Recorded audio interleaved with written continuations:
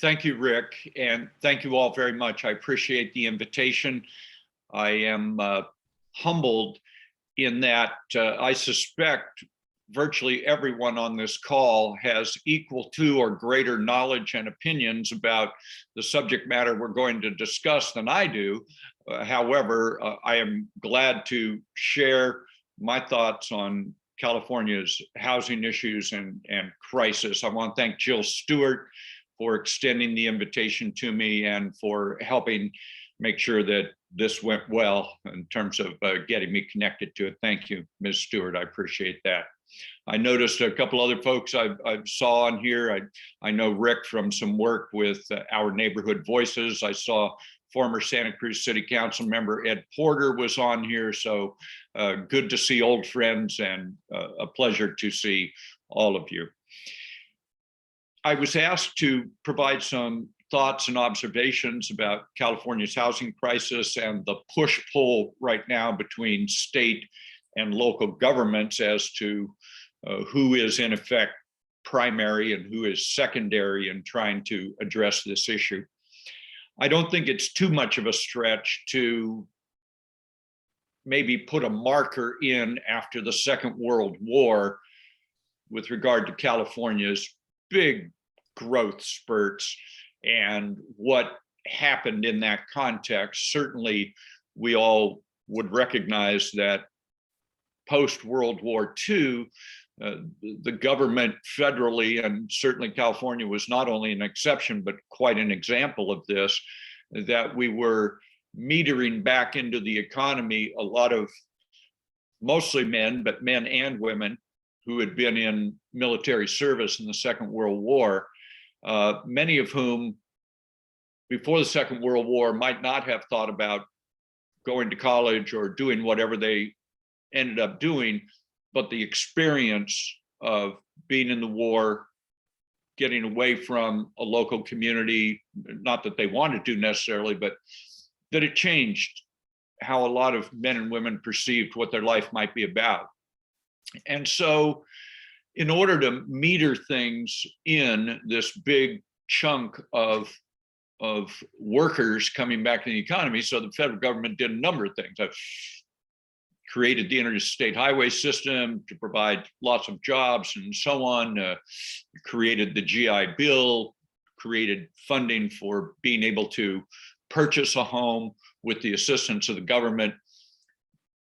The aerospace industry in Southern California, the nascent high-tech industry in Northern California, all of that together created a very large demand side housing component. And we know that how much of that, and my parents are, I think, quite a good example. My dad was in the Second World War in the Pacific Theater in Okinawa.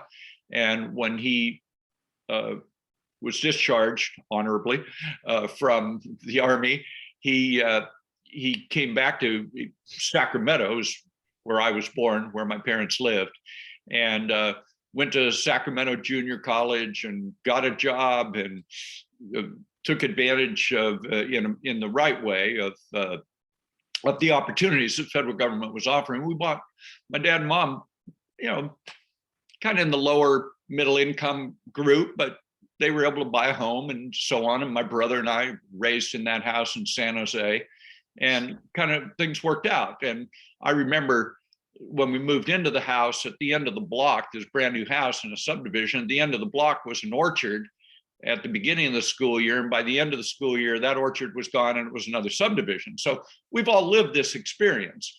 And I think there is a cultural belief that that would continue on, and that this was a new world where prior to the Second World War, homeownership was not what everybody was able to do. Post Second World War, families that had never been in the home ownership market are now in the market.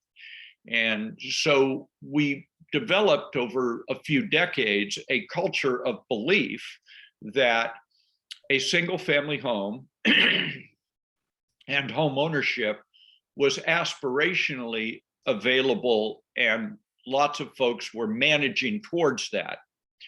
So we built a lot of housing at that time. The government at the local land use level was very encouraging of that. About the only things that they were seemingly really concerned about were created the initial thoughts around local agency formation commissions was, gee, maybe we don't want skip out development where you can incorporate here and then completely jump over some tracts of land. Now it's the city of San Jose here, and then we jump over something else. So, whoever's sharing, please stop sharing.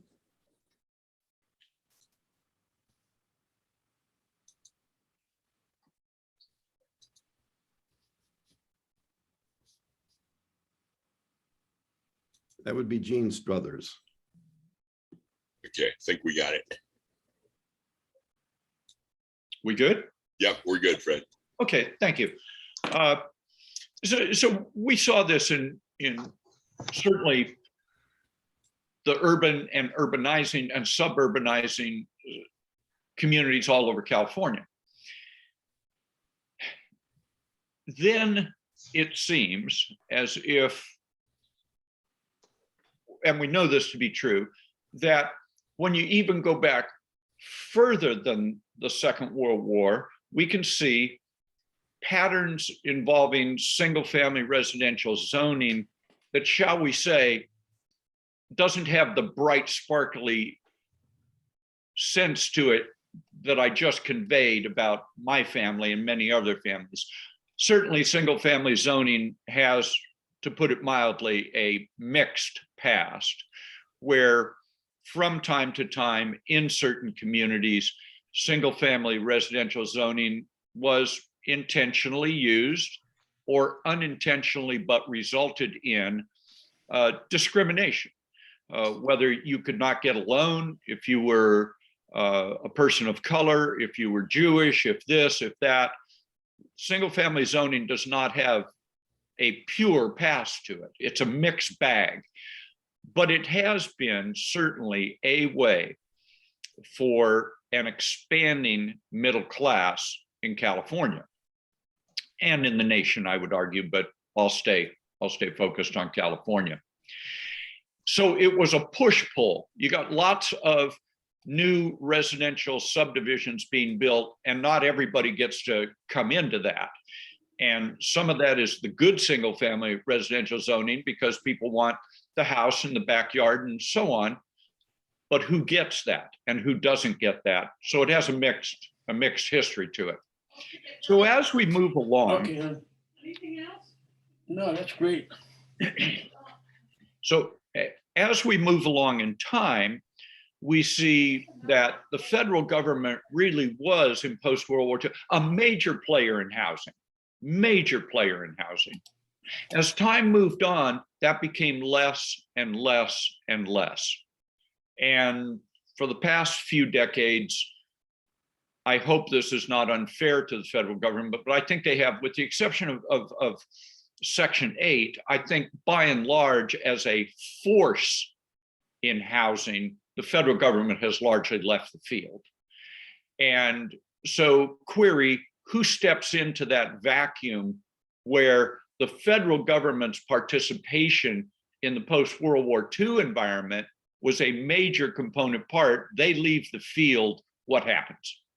So we know what happens is that the development continues in California, largely in a suburban way, not as much in continuing to densify urban areas, but to move out. And we know that that also has a number of issues embedded in it, some of which are social, some of which are pertain to race and class, some of it there's all kinds of reasons. But we saw the hollowing out somewhat in almost all urban centers and the expansion of the suburban living environment in California. So as that is all going on, we are starting to see disparities in terms of the ability, oftentimes based on race and class, to be able to get to that homeowner dream in California. And we see extraordinary growth in the state, roughly 500,000 people, births over deaths, emigration over immigration. We see about a 500,000 person per year growth in California going on for decades. That's when the slippage occurs, where the housing production and the growth in population, so in effect, the supply versus the demand, start getting pretty far out of balance. So, among other things, with the state as the moving party, the state says a couple of things we want to do.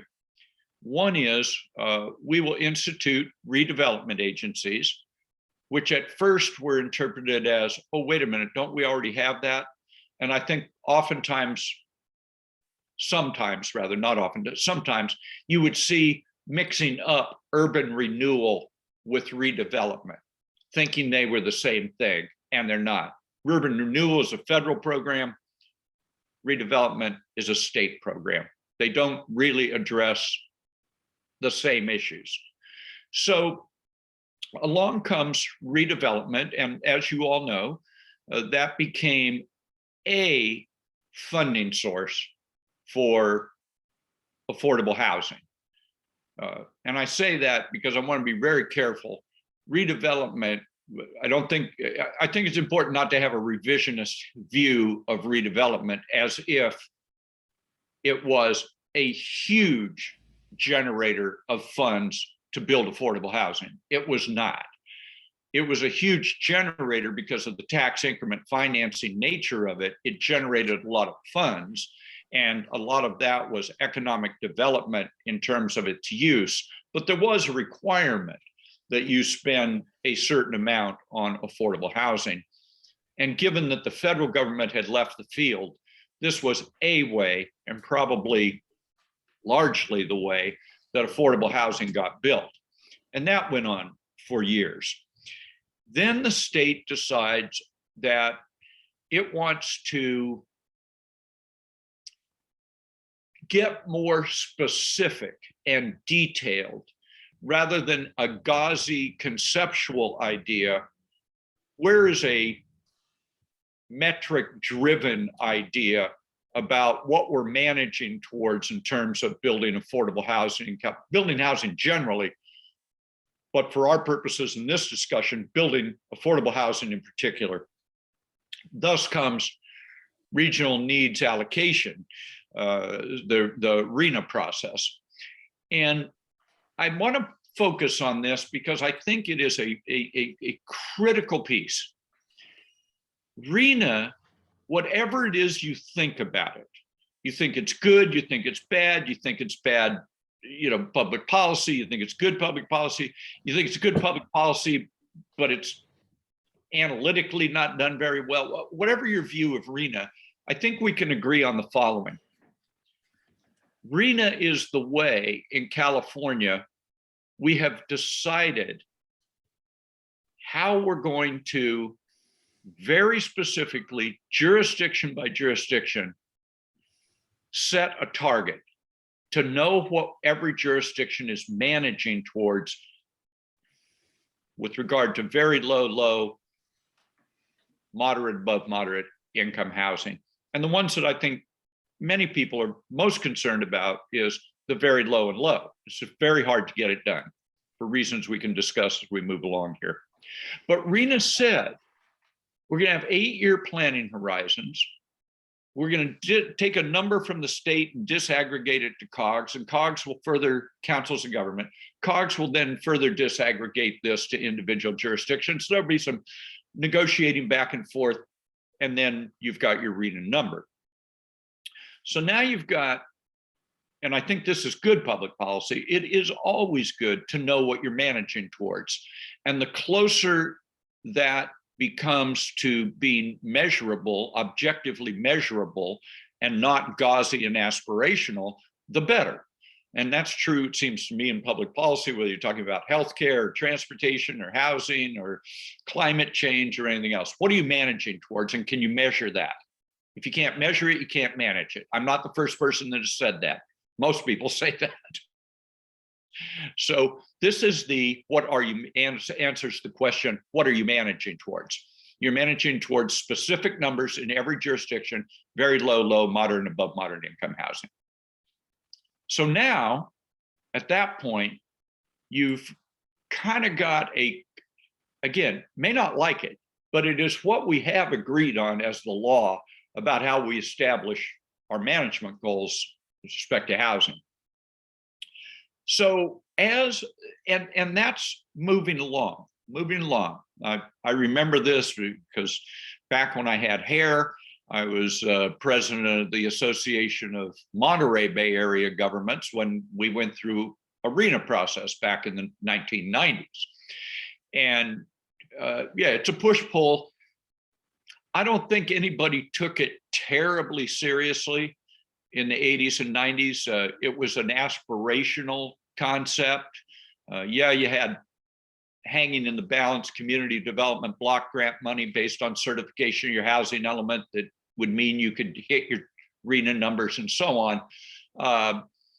But it didn't seem to have the urgency that it's had in the last 10 to 20 years, for example. So in that environment, local governments then worked with for-profit and nonprofit developers because cities, government doesn't build much housing, almost none. For-profit and nonprofit housing developers build housing. And so the private sector on the for-profit side would do that if there was an inclusionary requirement, or they got a density bonus out of it, or they could assemble more tax credits, or whatever it might be, in pursuit of RENA, including redevelopment. Then, of course, what happens is the state, and this is one of my favorite examples of where you stand depends on where you sit. So when the state, and its governor at the time was some fellow who was the former mayor of Oakland and used redevelopment with gusto in redevelopment. And that governor, Jerry Brown, is then walks into office with a multi-billion-dollar budget deficit. And I have seen this movie. As Speaker Pro Tem in a previous budget crisis, I drew the short straw of having to try to see what could be done about a budget deficit. And if you're a Democrat, it's your least favorite time in Sacramento, because what you're doing is you're either cutting permanently or temporarily programs and good ideas that you probably spent most of your career putting in place. And now you get the pleasant task of cut, slash, and burning the same things. But welcome to the NFL. That's what it means to serve. You don't get to just do the fun, good stuff. You have to do hard stuff as well. So Jerry Brown, having been a big fan of redevelopment when he was a mayor, big city mayor, says, well, there's $1.75 billion a year in redevelopment funds that we basically subvene the state, and we forego having that revenue come into the state. So let's sweep that off the table to help as one of the many unpleasant activities to balance the state budget. We know that that worked for the state. I would ask whether we think that Governor Brown or Governor Newsom have taken to the same podium and said, now that we have multi-billion-dollar surpluses, it's time to permanently restore a funding source for affordable housing to local governments. We haven't quite heard that yet, because it's probably not coming. Because if you are a governor, you understand that no matter how long it may be, there is a business cycle. Even wacky liberal Democrats such as myself understand there is a business cycle. And so you don't want to, on the upside, have a hard downside. That's why we have things like constitutional amendments requiring a rainy day account and other budget contingency accounts. But nonetheless, the fact of the matter is that the state is still requiring every jurisdiction to comply. And the state then says, boy, we've got a housing crisis. Now, we could spend the rest of this morning debating all of the causes and effects and their relative importance and so on, and whether it's a housing crisis or an affordability crisis, whatever. And that's an interesting discussion for undergraduates, but I wouldn't suggest it for us today. Instead, I would suggest that we stipulate that it exists, however you want to define it. The state found itself 3 or 4 years ago in a place where the economy is recovered. There's budget deficits as far as the eye can see. You've got enormous Democratic majorities in the legislature, meaning that you have more than 2/3 vote in both the Assembly and the Senate. Which means, of course, and when I was in the Assembly, it's an 80-member body, we had 47 Democrats. That meant on any 54 vote bill, which is to say a 2/3 vote bill, and damn near anything that matters in Sacramento is a 2/3 vote bill, you needed to go get 7 Republicans, because we had 47 Democrats and you needed 54 votes, 2/3 majority. Well, now there's 60 Democrats, way over the 54. But what's also happened is, both in the Senate and the Assembly, as the caucuses have gotten larger, Democratic caucus, they've gotten more moderate. The Democratic caucus in Sacramento with 60 Democrats today, much more moderate than the 47 Democratic majority I served with. Why is that? It's because Democrats already had every urban district. Republicans had every rural district. And the fights were in the emerging largely Central Valley, but throughout California, where you're seeing demographic changes and population changes. What happens there is that every Republican seat that turns Democrat, you have to be a moderate Democrat. You're not going to go in as a Santa Cruz Democrat and win a seat in the San Joaquin Valley. So what you're doing when you're turning R's to D's in the legislature is you're replacing relatively moderate Republicans with relatively moderate Democrats. So the House gets more moderate. This is right. And this morning, well, if you use your earbuds in the car. And so what we see with all of that is that the emerging majority inside the caucuses in the Senate and Assembly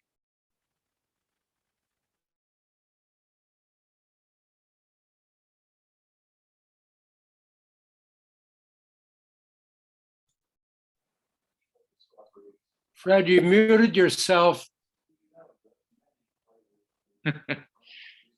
Okay, I don't know where I cut out. Anyway, I will just reset. With the emerging moderate majority. And that is largely a growth in the Latino caucus.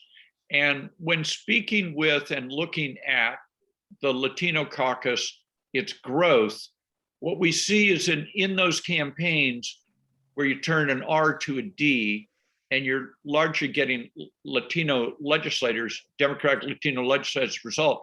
What we see is that part of the Democratic caucus cares about 3 things deeply. And they care about a lot of things, but their top 3 priorities are jobs and housing, followed by jobs and housing, and closely behind that is jobs and housing.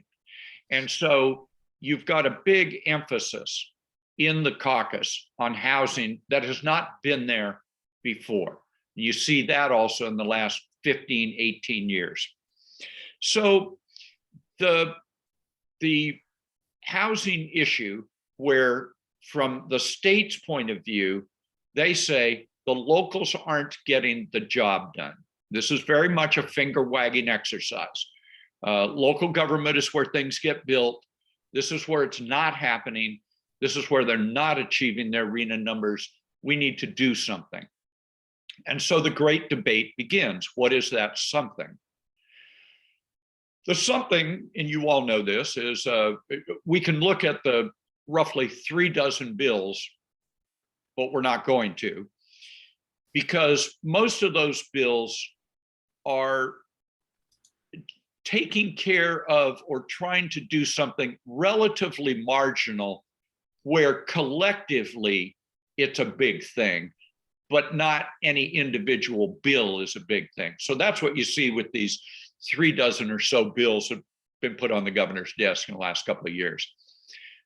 Certainly, SB 9 and 10, now we got to the point, SB 9 and 10 have become the poster bills for the state-local fight. If you are at the state level, the view, again, where you stand depends on where you sit. If you sit in Sacramento and you look at this, you say to yourself, these people at the local government level, whatever their issues are, whether it's NIMBYism or YIMBYism or any other ism, it's not getting done. We are going to wake these people up and we're going to say, you have lost your right to be the lead on building housing. You simply have. Now, if you're on the other end of that stick and you're at the local government level, not every jurisdiction, but by and large, every jurisdiction is saying, most jurisdictions are saying, wait a minute. We used to be the people that were the only people building anything. We've done our best we can. Some are better than others, certainly. But you took away the one tool we had and replaced it with nothing. And now you're blaming the victim for not getting the job done. This doesn't seem right to us. Why don't you take some of that multi-billion-dollar surplus that you've got and really kick it in to spur low and very low income housing development? What is going on here? So again, where you stand depends on where you sit. And that has now got us to a place where there is a pretty serious loggerhead being developed. In response to SB 9 and 10, let me pause for a moment on SB 9 and 10. For many folks, and I think there are a wide variety of views, depending upon which community you are in, which you are an elected official or an appointed official or interested in housing, people have, but there are certain threads that seem to run through this SB 9 and 10 business. The belief system, I think, is important to examine here. Given the fact, not the opinion, but given the fact that not one unit permitted under SB 9 and 10 is required to be affordable, you have to ask yourself, what is the belief system that underpins 9 and 10? You just have to. Because if 9 and 10 had, let's say, where you can quadruple the density on your single family lot by right, with very few limitations, and those that are limitations need to be objective, not subjective.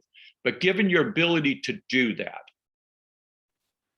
and not one of those units needs to be affordable, the state says, if you increase supply, you will at some point bend the price curve. The invisible hand of the free market will, with enough supply, trying to match demand at some point, it'll bend the price curve for all housing, it'll bend it down. that has to be the belief system that the state is using as its foundation for SB 9 and 10. Because if that isn't their belief system, they would have put in the bill some sort of requirement, whether it is deed restriction, income restriction, whatever it may be, so that you were being assured that some portion of 9 and 10 would actually be affordable housing. You have to believe that the free market will get you there. I think that there is scant little evidence to support that argument. So you have to say then, if over here, the state took away redevelopment, they didn't replace it with anything, they're not really taking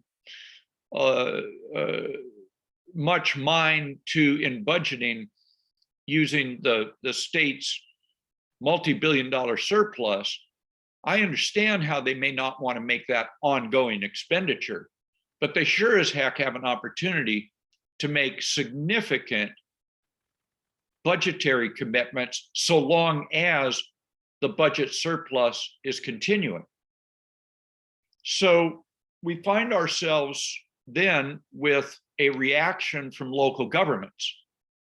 And many of you on this call are part of this, and that is the Our Neighborhood Voices response, which is the proposed state constitutional amendment, which, except for the California Environmental Quality Act, the Coastal Act, the Fair Housing Law, would say that, in essence, land use belongs to the locals and the state shall stay at arm's distance.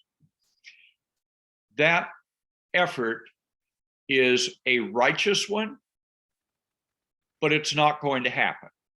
And I think that those of you that have been on calls and so on, I've been on many of those calls, and Rick Hall is one of the leaders of that, and the folks that are part of the Our Neighborhood Voices, I have found to just be uniformly thoughtful, earnest folks who genuinely do want to see affordable housing built in their communities. And they see SB 9 and 10 as largely a misguided effort to use a free market approach that is going to, and we see this happening in California already, encouraging speculation, going into neighborhoods, whether it's hedge funds or anybody else, moving in, buying up properties, quadrupling the density, moving on. They're not neighbors, they're not what. So we know that there are a number of cascading events from 9 and 10, and Our Neighborhood Voices is an attempt to create a bulwark against that. And the problem certainly for them is you have to get 1.2 million signatures in order to hit about the 1 million valid signatures level. And that takes probably $5 to $7 million to get that done, and a network of hundreds and hundreds of folks to participate in it. And despite the very good efforts and motivation behind Our Neighborhood Voices, it simply isn't going to happen this year. The funding and the signature gathering, you can't really start 8 or 9 months out from a statewide election and try to prosecute a signature gathering effort and so on. It's probably a 2-year effort to make it happen.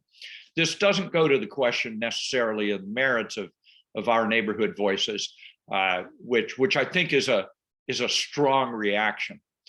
But let's just say for a second that over here is SB 9 and 10, and we call that the state's response to housing in general and affordable housing in particular. And then over here, we've got Our Neighborhood Voices, which wants to restore local control. I don't mean this either with malice in my heart or to be flippant, but I think there is a way to look at those and say, this is a battle over who gets to be responsible for not getting the job done.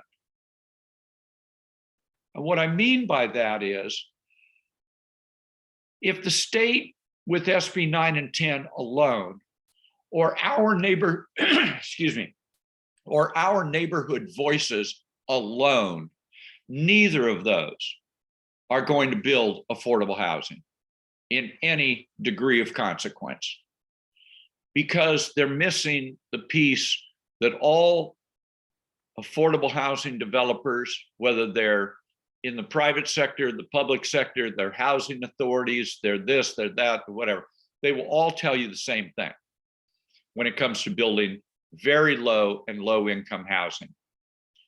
Number one, after they have cobbled together every density bonus and tax credit and everything else they can put together for almost all affordable housing, very low and low income, you're $100,000 to $150,000 per unit out from being able to pencil out the development.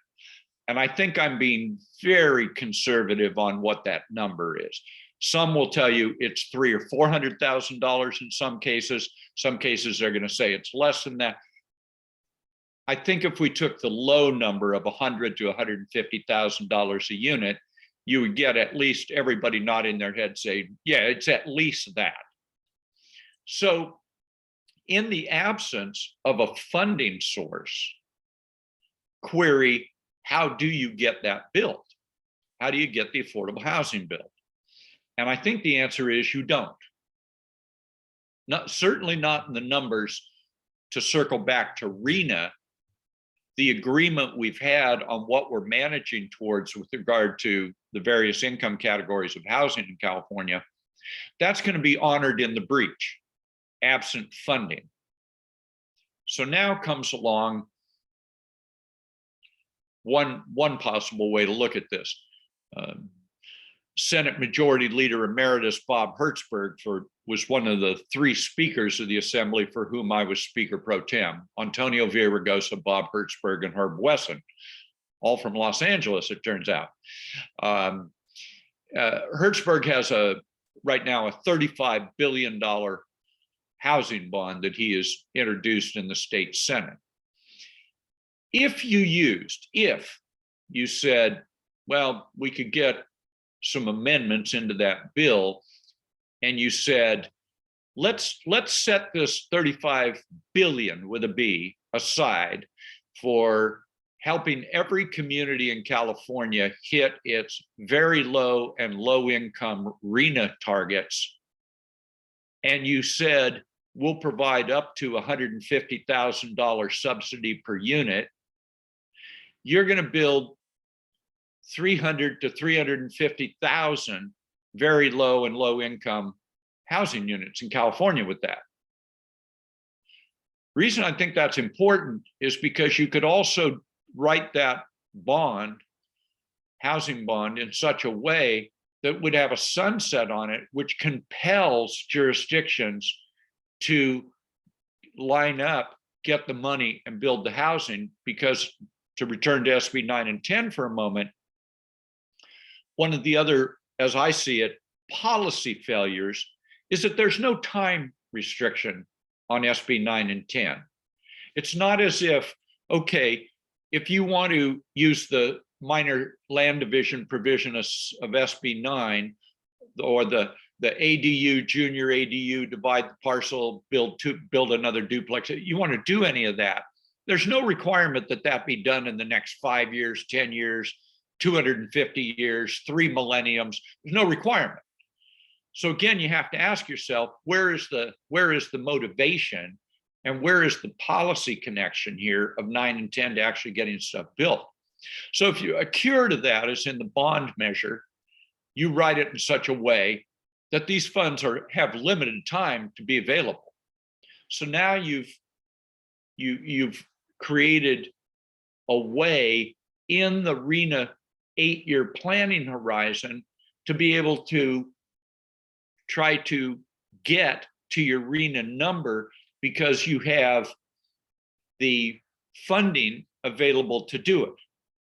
So that's why I say that neither SB 9 and 10 nor our neighborhood voices in its current iteration go to the question of funding. They go rather to the question of who's in charge of not getting the job done. And so I would prefer, as someone who has served at the local government level and the state level, I would prefer local governments having both the obligation and the resources to do the job. Now they've got the obligation and no resources, or that's unfair. They've got the obligation, they have very few resources and certainly not sufficient resources to be able to apply to the RENA very low and low income housing. Let me again thank Ms. Stewart and Rick. Thank you for the introduction. Ms. Stewart, thank you for the invitation. And I would be pleased the degree to which I can do so to answer any questions.